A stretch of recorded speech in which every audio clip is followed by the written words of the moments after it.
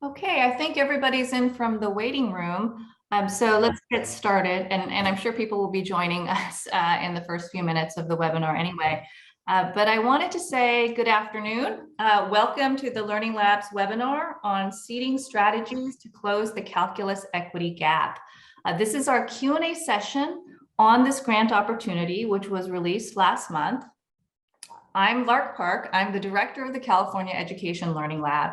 And with me are Learning Lab's two program development officers, Marisa Chung and Rob Charette. And I'll note here that Marisa Chung is our designated program development officer for this grant opportunity. So before we get into the Q&A part of this, both Marisa and I will make a few comments on Learning Lab and this RFP just by way of background. And welcome everybody who's joined us just recently. For those of you who've never applied for a Learning Lab grant before, let me just highlight that the California Education Learning Lab is a program housed in the California Governor's Office of Planning and Research. So we are a 100% state-funded program, and we're administered in partnership with the Foundation for California Community Colleges, which is responsible for all of our back-end services that support the Learning Lab. Our primary goal is to improve student learning outcomes and close equity gaps in California public higher education. We do that through grant making and community building, focused on faculty at the three public segments, because we believe that faculty are the key to helping students achieve their educational goals. So while the Foundation for the California Community Colleges is our primary partner in administering the program, I just want to reiterate that our program funds faculty at all three segments of public higher education, meaning the UCs, the CSUs, and the California Community Colleges. And I wanted to highlight one of the unique things about our program is that we heavily emphasize and support intersegmental collaboration, meaning faculty working not just across disciplines or campuses, but reaching all the way into a sister public segment. And just a side note, that this particular grant opportunity is a departure for us because in it, we're not requiring intersegmental collaboration, but we are encouraging it, and more about that later. So just a few more highlights about us as a program. We've been in existence since the fall of 2018. We currently have 39 funded projects in our portfolio that span a range of STEM disciplines. We have all 9 undergraduate campuses of UC, 20 out of the 23 CSUs, and more than 40 California community colleges participating in Learning Lab funded projects. And these are unique institutional counts. Many participate in more than one project. And we have 3 statewide entities, namely the CSU Chancellor's Office, the UC Office of the President, and the Academic Senate for the California Community Colleges, who are also either leading projects or participating in Learning Lab funded projects. So we have more than 250 PIs, co-PIs, and key personnel, most of whom are faculty, as part of our grant community. And through this grant opportunity, we're looking to grow that community of funded faculty.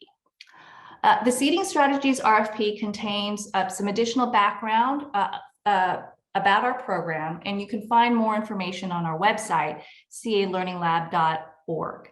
As mentioned in the RFP, Seeding Strategies was released with a companion report called Charting a New Course, Investigating Barriers on the Calculus Pathway to STEM. We commissioned this report as a follow-up to the Learning Lab Grand Challenge, Overcoming the Calculus Barrier to STEM Success, which was a grant opportunity that yielded 4 awards of more than $1 million each, a facilitator award of $500,000, and 4 prototype awards of $100,000 each during the last grant cycle. And based on that grant challenge, we wanted to produce a report that could really highlight some actionable strategies that higher education could take relative to the stumbling block that calculus is for many students, as well as highlight where the 3 segments were in relation to the gaps in student success on calculus. But of course, once those actionable strategies were documented, as our partner Just Equations did, we wanted to be able to support faculty and departments in deploying and experimenting with these strategies. So hence this follow-on opportunity, Seeding Strategies, which is designed to be broadly accessible and achievable. Given the challenges of the current environment with COVID, we didn't want to put out another grand challenge, big money opportunity, but rather offer one that we hope many could consider, including money and time for planning around change. So with that introduction, I'll turn it over to my colleague Marisa to highlight a few things about the RFP, and then we can move on to the Q&A. All right, thanks, Lark. We're ready to go to the first slide. We designed this RFP with department level support up front to enhance the probability of lasting impact. So applicants are actually required to identify a department dean or chair to serve as the project PI. From the calculus report that Lark mentioned, we selected 6 promising strategies for implementation, which we'll take a look at in the next slide. Proposed projects should focus on applying the strategies to courses within calculus sequences. We don't require projects to transform entire sequences, but we want you to think holistically about your approach. If your project proposes to change one particular course, then consider its role in the sequence and how the effort will lead to better success in calculus and reduce equity gaps. Grants are for up to $100,000 for up to 2 years. We intend to award significant resources to community colleges and hope this opportunity inspires community college departments to apply. We intentionally provided a lot of extra resources for all applicants with limited institutional support or for folks who may have less grant writing experience. Providing grants to CSUs and UCs is also critical, as the data indicates that equity gaps in calculus are across all segments. And finally, we're assembling a 3-member selection committee with external readers also evaluating proposals. Next slide.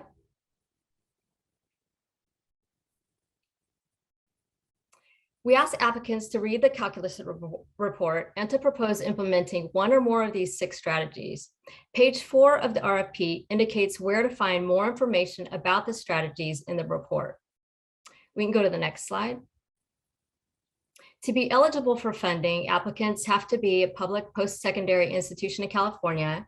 And in addition to the next 2 items already mentioned, applicants must include an institutional cover letter signed by PIs, any co-PIs, and institutional leadership. The cover letter will be submitted as part of the proposal. Next slide. A complete timeline of the application process is on the RFP webpage under the Timeline tab, and also on page 6 and 7 of the RFP PDF. But the 2 most important dates are February 3rd, when the statement of intent is due, and March 2nd, the proposal deadline. No late submissions will be accepted. Applicants have to submit both the statement of intent and proposal through an online portal called Submittable. From the RFP webpage, go to the Statement of Intent tab and click the Submit button. We advise that you create an account and become familiar with the portal well in advance of the deadline. One of the resources we provided as part of the RFP is a Word document, which has the prompts contained in the portal. This is for planning purposes only, so that you can prepare responses outside of the portal and collaborate with others. We suggest building in plenty of time to carefully enter your responses in the portal before the deadline. And before submitting your proposal, one thing you might consider doing is to have someone who isn't involved in the project read your proposal alongside the rubric. We can go to the next slide. You'll need to carefully review the application requirements section of the full RFP to prepare your proposal.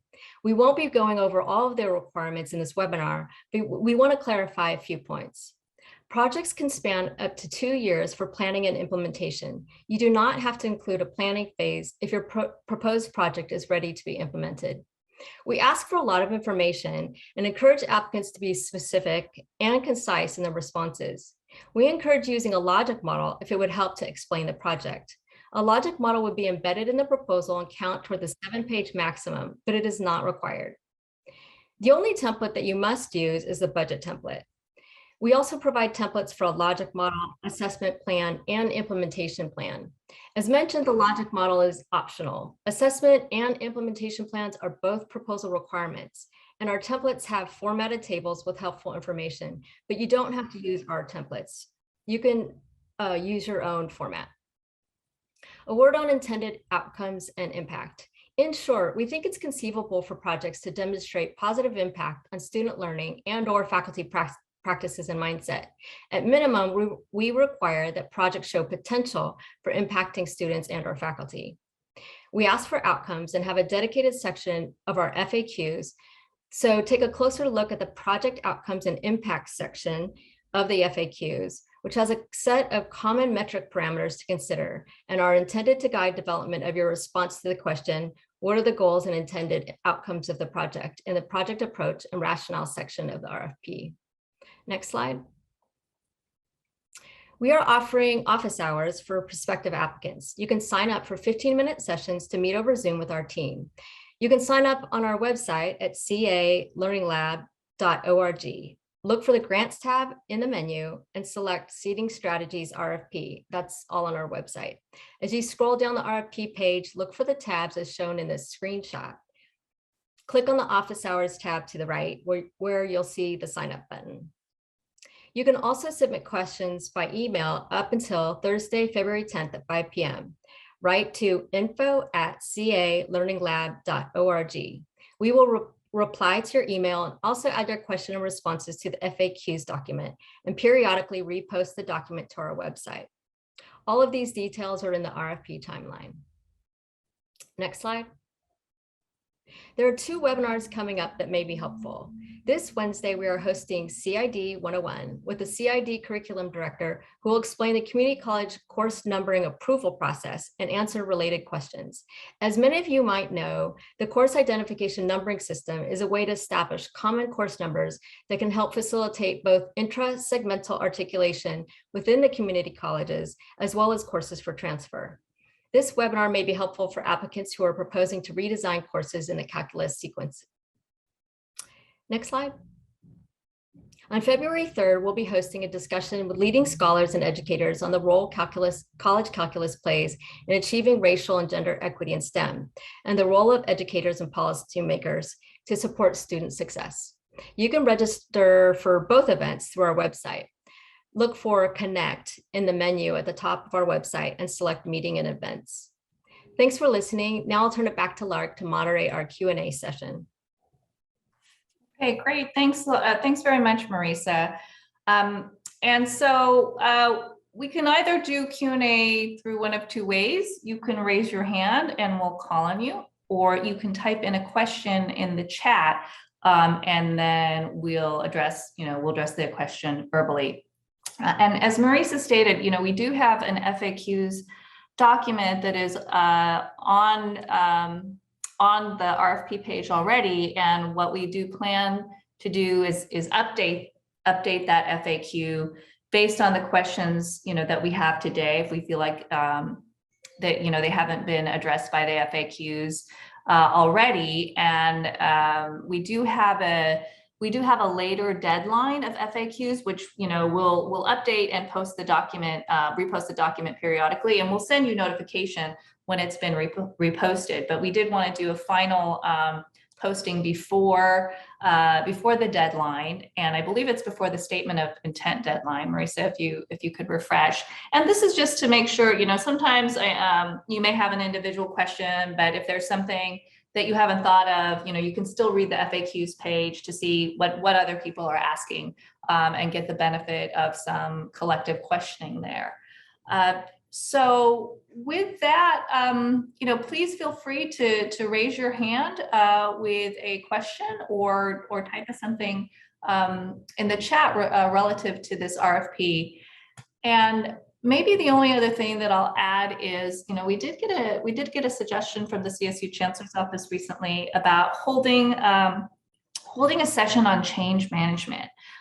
This is something that that will be part of the execution of awarded proposals, and sometimes, you know, the understanding of all the components of what you need to do to manage change at a bigger level is not something that necessarily comes intuitively or should just be intuitive. So that's something that we're planning for right now. We may be able to do it before the submission of the proposal, but if not, we'll definitely do one afterwards. So anyone with a question, was, you know, or was the RFP abundantly clear in terms of what it is asking for? Please don't be shy. This is not your only opportunity to ask us questions, but we did want to hold sort of just this open forum for questions.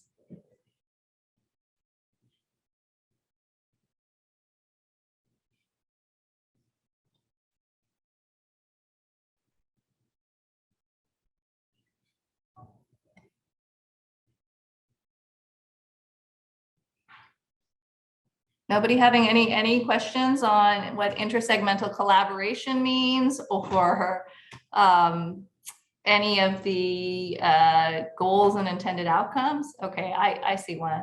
I see one from Steve Benoon. Hi, Steve. So your question is, how would collaboration between two institutions work for this grant cycle? Okay, you mentioned parallel implementation or consultation. Can we elaborate on this? Yes, this is a very good question. And an important question, because again, intersegmental collaboration is not required in this RFP, as it normally would be for all the other grant opportunities that we've held pretty much. But the idea of consultation or parallel implementation. I'll start with parallel implementation. So the maximum grant award is $100,000. But we understand $100,000 may not go super far depending on how many people you are involving. And because, you know, Marisa noted that we have this course ID numbering webinar that we're hosting in collaboration with the Academic Senate for the California Community Colleges on Wednesday. Sometimes when you change things about the sequencing of a course, or if you want to like focus on some material rather than other material, it may have an impact on whether your course then is still that fully transferable course that people will think it is. So in terms of parallel implementation, we want, you know, if you want to partner with your local community college or your local CSU and say, hey, we'd actually like to try the same thing, but $100,000 isn't going to cover both our institutions. So let's both try to implement the same thing, but we'll each apply for our own pot of $100,000. But through the course of the grant, we will talk to each other and we'll check in with each other about how things are going relative to our respective implementations. So it's a way of getting to intersegmental collaboration on more than just $100,000 budget. Again, not required, but if this is something you're interested in because you want to make sure everything is still transferable and you want to make sure that faculty are working together, you know, if you're a community college faculty, you want to make sure you're working with your local CSUs. That is an option where both institutions can apply for the grant and indicate that they're going to do parallel implementation. What does consultation mean then? Consultation means we don't necessarily have the commitment from the department at a different institution to do like the same thing, to redesign the course in the same way, but we still want the benefit of understanding, hey, what do our CSU partners think about this? Or what do our UC partners think about this? So it's a way of roping in another important faculty member from the respective department in another institution to basically say, yeah, you know, this works. We think this is seamless. We think this will really help students succeed once they get here, once they transfer here. So that's what consultation means. It's a lighter model, That is not necessarily, you know, the other institution applying for $100,000 to be a consultant on your project, but it's a way of including a different segment in your project. So Steve, I don't know if you have any follow-up questions related to that, but that's what we were getting towards by way of still keeping the spirit of intersegmental collaboration incentivized with this grant opportunity. So Steve, feel free to unmute yourself or chime in if you have any follow-up, but I'll move on to the next question. Oh, Lark, before you move on to the question, I just wanted to add, just for clarification, that in the parallel model, each application would be evaluated on its own merit. And so there is no guarantee that both would get funded or that neither get funded. They'll be independently evaluated. Right. That's a really important point to make, is that you're not tied at the hip in terms of whether you get funded or not. And I will just say, you know, working with prior selection committees before, because this is all peer review process, collaboration is really important. It will be like a bonus if your proposal is already good. It will be sort of an extra thing in your favor. However, if your proposal is weak, it's not gonna put you in the funding category if you have a weak proposal underlying the collaboration. So I just wanted to give you a sense of how that intersegmental collaboration will be considered. Is on top of an already strong proposal, it'll definitely give you higher consideration, but your proposal has to be strong to begin with. Okay, so moving on to the next question from Saab Matsumoto. Curricular changes, e.g. new courses and articulation at community colleges take a long time. Any chance that the 2-year time limit can be extended? Getting a course approved and articulated may take 2 years or longer. Very, very true. So what we would like is for applicants to write to a 2-year time frame. And what ends up happening is, as we've all experienced these past couple of years, life doesn't always go according to plan. And in fact, you know, there are lots of things that get in the way, that delay things. So what we'd like to see is a 2-year plan, right? There's a planning portion and implementation, especially those who really need a robust planning phase. And we understand that. So we may consider, we may have the selection committee consider a beyond 2-year time limit frame, but because the budget will be designed around 2 years, we ask you to initially write for a 2-year time frame, and then you can make whatever caveats or notes you want in terms of when you think a course would be, you know, fully approved and articulated, type of thing. If there are that many changes, you know, that you're contemplating, that kind of thing. So it's not out of the question, but please do write to the 2-year time frame with caveats included. All right, going on to Lisa King. If the institution applies for a 2-year grant, does the budget need to be $50,000 per year, and also is indirect allowed? Thank you.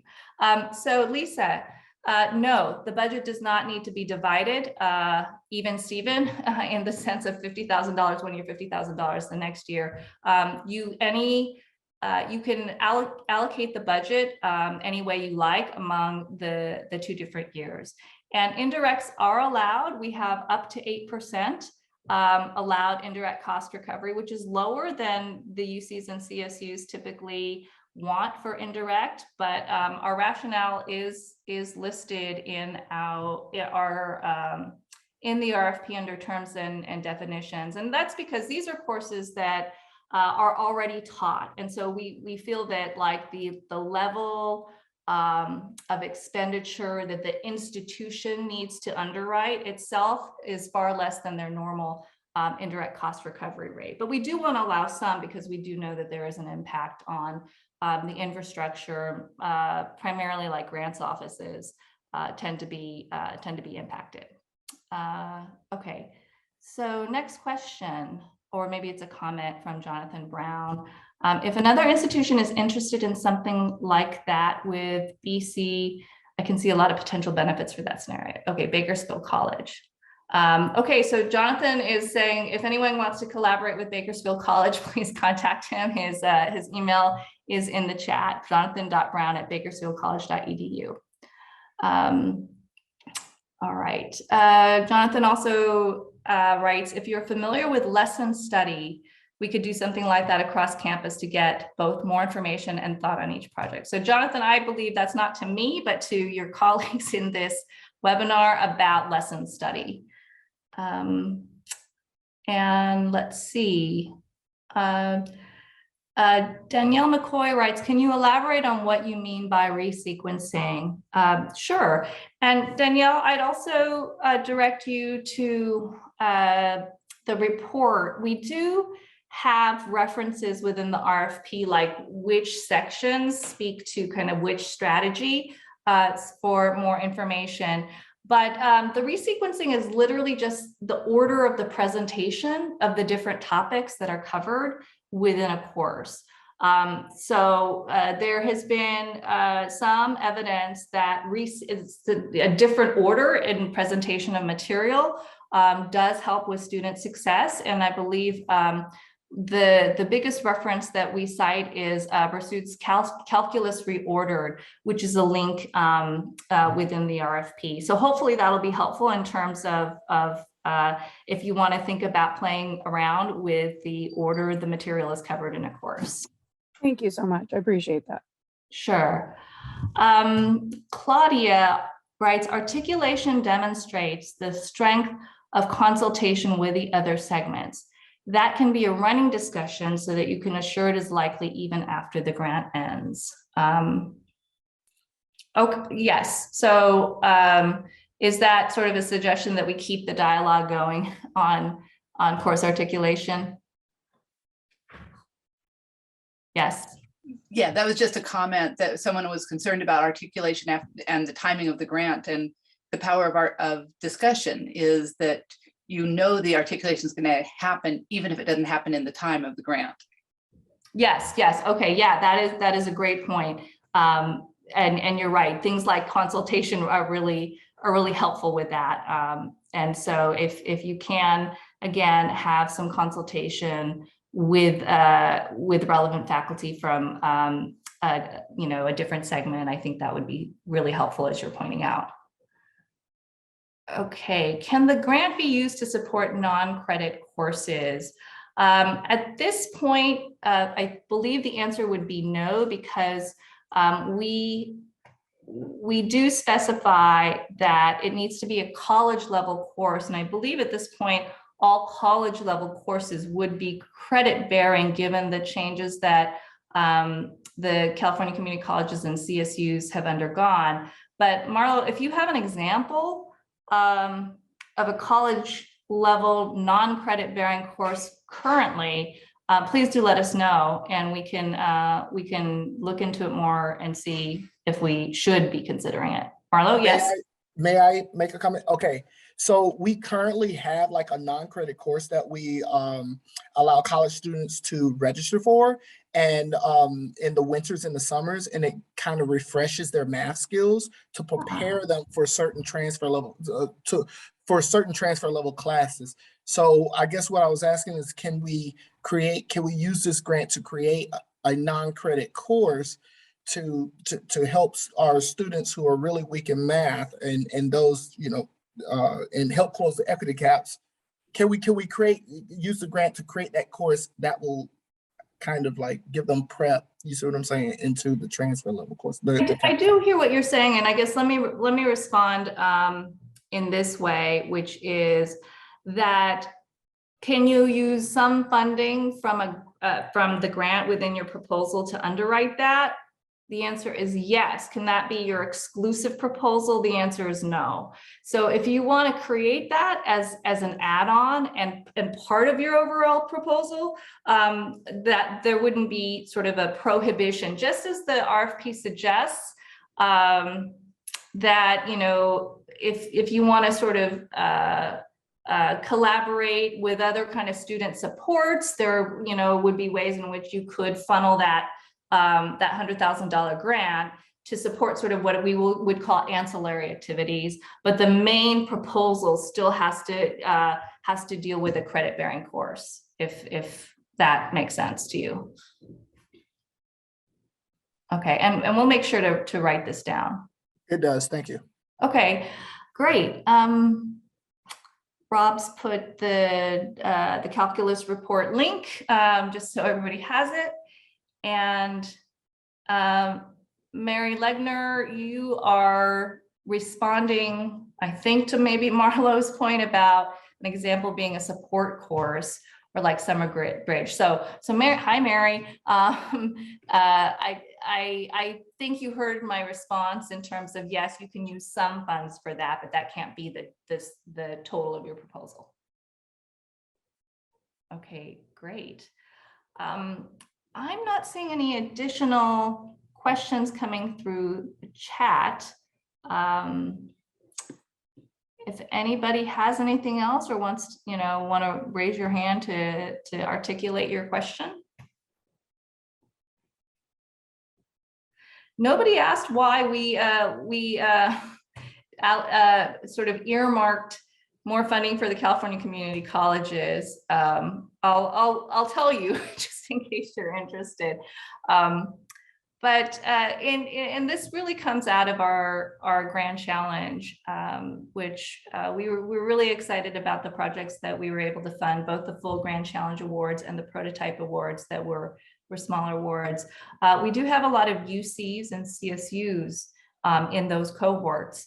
And so we really wanted to be able to be more inclusive of community colleges in this, and understood that there was a need for more, just for a bit of a slower pace and sort of kind of a smaller leap. And so we really designed this grant opportunity again around being accessible and allowing for really some planning time and planning money, so that our California community colleges and faculty at those segments could participate, with this kind of grant opportunity. And so to sort of balance out, the funding that we have between UCs, CSUs, and community colleges, we are aiming, and again, we'll phrase it, we phrase it as intend to award. We're intending to try to provide more funding to the California community colleges, since UCs and CSUs did get quite a large chunk of the Learning Lab Grand Challenge funding. So Jonathan Brown, I see your hand raised. Hi, yes.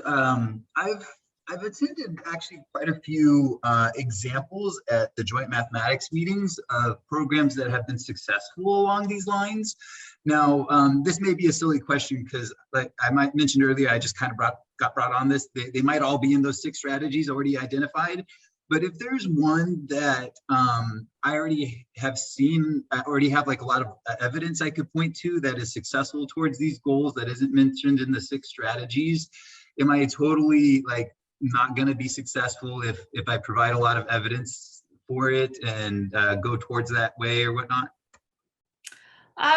So I think that's one that you would want to contact us about separately once you kind of have arrived at something, or you have something specific in mind, and we could, we would consider it maybe on a case-by-case example. But the 6 strategies, they are designed to be quite broad, like as strategy 6 is about professional development, which itself is, pretty broad, I would say. And another one is about active learning. And so some of these are very broad. Something like resequencing is a much more specific proposal. Course coordination, again, although there's variations of that, is very specific. So they came out of the broad survey that of literature that Just Equations did on a national level in terms of kind of evidence of strategies that different institutions were experimenting with and had deployed to raise student success in calculus. So the 6 strategies, I can't I can't, say, yeah, they're all encompassing by any means, but they were meant to be a broad reflection of the national literature out there. But we certainly, on an individual basis, would be happy to discuss with you something specific that you're talking about that you don't think fits in with any of the 6 categories. Okay, it does sound like a silly question, and that these do sound broad, and I probably won't have a problem. Thank you. Okay, but yeah, feel free to reach out to us.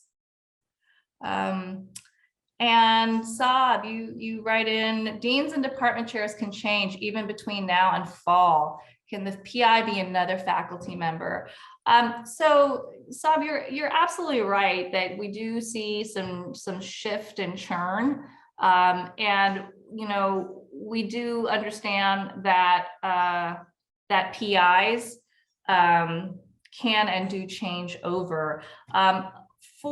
So the statement of intent is your intent to apply, but whoever the department chair or dean is, sort of point in time of the proposal, needs to be sort of named as the PI. However, if something changes between the time a proposal is awarded and the proposal begins, or even shortly after the proposal begins, that's not a problem. That wouldn't be any sort of disqualifying event. We would just say, okay, who's the new dean or department chair that will serve as the PI? And this is really to ensure that this is a more concerted, again, department-wide effort, and it stays that way regardless of the change in deans and department chairs. But we certainly acknowledge that those things can change and are completely flexible in terms of those changes. And sometimes, occasionally, we see, this is not a common model with us. PIs under Learning Lab tend to really be the PIs, but we certainly have had models where, you have the PI, but you have really key people who are driving it either organizationally or strategically. And they're listed as key personnel, but the dynamics can change with every project team. But I would just say at the time of the proposal, the dean or department chair should be sort of the named PI, and then let us know about any changes as we go through awarded grants and grant agreements, et cetera, and project implementation. Okay. Other questions, concerns? Are you all going to apply for a grant? Do you all feel pretty confident that you'll make an application? Thumbs up, maybe, maybe. I see one thumbs up. All right. Okay, great. Well, I would just really encourage you. We had about 50 people sign up for this webinar. And again, this webinar is not, exhaustive of everybody who intends to apply for a grant. But given, that we've stated we want to award up to 35 grants, right? I would say it's a little bit, and a large part to community colleges, your time would be well spent in terms of writing an application, right? This is the kind of grant opportunity where, you have a 1 in 10 shot of getting a grant. So I think, to the extent that influences whether you put in for an application or not, we did want to try to distribute as many grants as possible. I see, is it a shot or a showed? A showed, okay. Thank you for taking my question. I would like to know that how do we get this grant? I mean, just filling up the application, or you want something to back it up, like how many students are enrolled, creating a course, or anything that you're doing. So what is it that you're looking for that grant? Thank you. Right. So on the RFP page, we do have, our statement of intent requirement is very brief.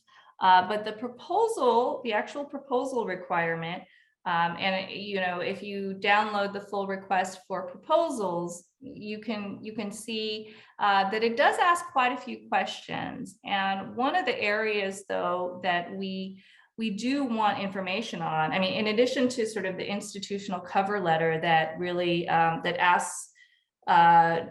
asks you just to describe why the institution is even applying for this grant and how it aligns with the institution's overarching goals and related priorities, we do ask for information on the data needs, the data and your needs statement. So in addition to like, what is the problem that you're trying to solve and, you know, what's your project approach?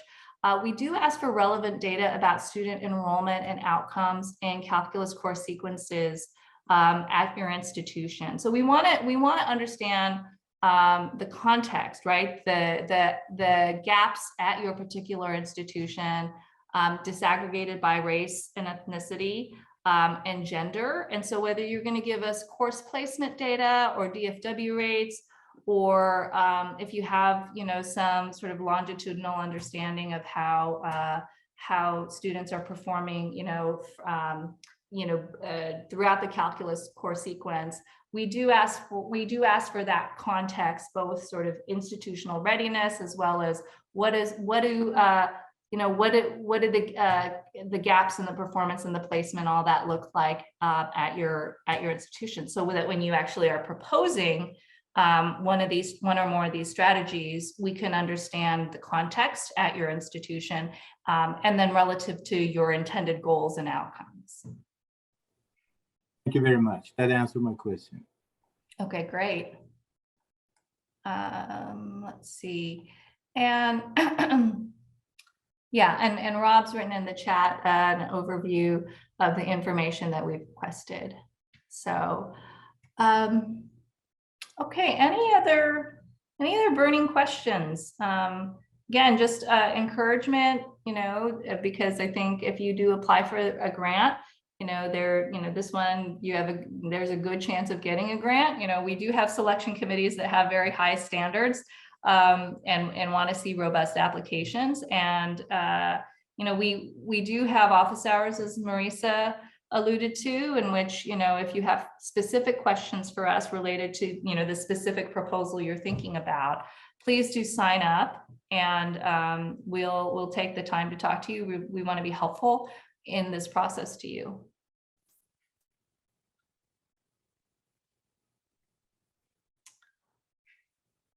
Okay, all right, one more question. Can portions of the grant go towards offering students equipment? So Marlo, do you mean like laptops type of thing? Is that what you were thinking?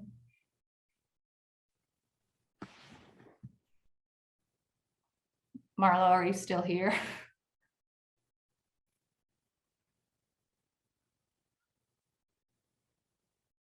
Well, so the short answer is we don't prohibit it. We have actually, if you look at the budget template, we do have a materials and supplies line, and sometimes, we see equipment requests in other direct costs. So there's nothing that's ineligible about providing students equipment, but I would just say, that it really has to be in balance with the overall intent of the grant, right? So typically when we see grant applications, especially in something like this, the majority of funding tends to go to personnel, right? People actually doing the work, participating in the work. Sometimes we will see, I should say, certain types of funds going to students. So for example, if you really wanted participation of students in a survey that for one reason or another, you couldn't really execute in the classroom environment. And so you wanted to offer bookstore vouchers, things like that. we've seen that, and that's been allowable. But sort of a disproportionate amount of funding that would go towards providing students equipment that wasn't kind of central to the success of your proposal, probably, you know, we wouldn't disqualify the proposal, but what would happen is if your proposal was recommended for award, we would kind of negotiate with you through the grant agreement process, like, okay, tell us why you really need this, you know, this amount of funding to go this, you know, towards this. And that would just be a negotiated process of what would be appropriate, an appropriate line item in that regard. So I hope that's helpful. So that's, I guess, a signal to say your budgets, the budgets that you write are not locked in. They're sort of they should match obviously your proposal, but they're sort of a place by which, you know, if your project is awarded, we sort of check everything. We check your justifications, and if there are things that we you know, have suggestions on, you know, like no, you know, travel seems out of proportion to, you know, the amount of the grant type of thing, we'll indicate that in order to get to yes on the final grant agreement. Okay, one other question. One of the strategies is to use discrete math for CS math prerequisites. Would you elaborate on that? Would the UC accept math courses without calculus? So this is where I think that consultation would be really beneficial. We've heard varying things about computer science and discrete math, and we've heard everything from, you know, calculus is required for computer science, but people really aren't seeing the applications or the kind of relationship they should. We've heard that discrete math needs to come before calculus for CS. So I would just say, you know, that's sort of an individual, a very like specific kind of proposal that I think, you know, it's best to have some consultation on from UC or CSU in terms of what they might accept going forward. Okay, so I see another question, calculators or software licenses? Software licenses, yes, they, you know, we often see that as part of the budget line of awarded grants. Calculators, you know, some of that falls in de minimis territory under materials and supplies. And so it's not going to really, you know, encompass that much of a, you know, grant. But yeah, materials and supplies, we tend to look at being de minimis. Software licenses, we like to see kind of what the cost is per license and how many licenses you need. And the follow-up to that was, and to make sure receiving the grant requires a follow-up at the conclusion of the grant, and is there opportunity for renewal in the future?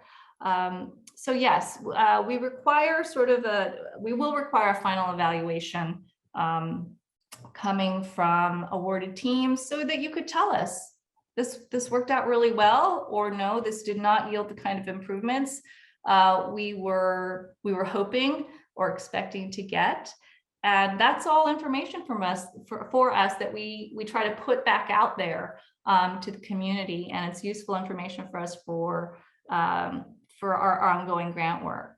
Is there an opportunity for renewal in the future? So that is part of the responses. We like to consider where do we want to continue to offer grant opportunities. So for example, when we did the Learning Lab Grant Challenge, you know, we didn't have seating strategies in mind, but because we saw that the opportunity, we were just scratching the surface of the opportunity with the Grand Challenge.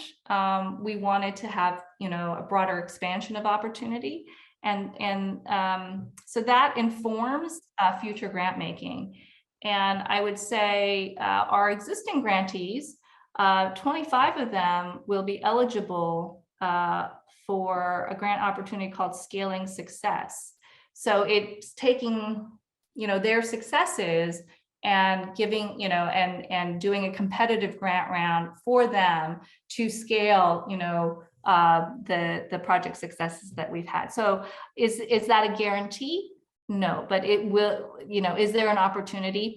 Potentially, but we're not going to guarantee it at this point. We want to see, what's the response? What, how are projects doing? And then we'll see after the first year, hey, is this something that we really need to continue to support and for which there is strong demand? Okay. I don't see any more questions. We have 8 minutes, but if we've exhausted people's curiosity and thinking on this for now, we are happy. Oh, okay. Jonathan Brown says he has a weird idea. Is this something you want to articulate? It'll be quick though. I don't know if this is in the parameters, but like our college has this fund, like a foundation where it just sits there and gets interest, and then they use the interest to have speakers basically. Could a product be a fund that would continue to exist, that where the point is to generate money to bring speakers that, people of color that have PhDs in mathematics or something like that. So to establish a fund that would persist afterwards to fund speakers. Does that make sense, and is that allowable? So are you talking on a campus specific basis? Well, actually, we would like it to be for like California community colleges, this is just one of the crazy ideas we had, like an institute that basically brings speakers to California community colleges. And the point of the institute is just to kind of make sure it has the money to have somebody do it again next year. And because representation is important. So, and videos are only somewhat effective. So if we could somehow establish a system that perpetually brings live, people who are successful and representative in the field to campuses, I thought that would be cool. But I don't know, it is kind of a crazy idea. I'm not sure if it would work or if it would be allowable. Well, I don't think it's a crazy idea or a weird idea, but perhaps this is something you could sort of give us a suggestion in writing a little bit more, because we host various webinar series ourselves, Learning Lab, for our community. Sometimes webinars are oriented towards our grantees. Sometimes they're oriented towards the broader community. For example, as part of the Learning Lab Grand Challenge last year, we hosted a 4-part equity conversation series. And we did bring in speakers for that series. And so we are always looking to see how can we provide value to our community. So that's on a sort of broader community and grantee basis. For something very specific for the California community colleges, I don't know, that's something that we could entertain potentially funding separately, but not weird, nor crazy. And I did see one hand clap for your idea among the group. So please feel free to just email us at info@calearninglab.org, and we can sort of, see where it takes us. Okay. All right. I don't see any more questions, no more hands raised. As I mentioned, we will post both the quick slide deck and this recording up on the resources page of the grants RFP. You know how to communicate with us. Email us at info@calearninglab.org.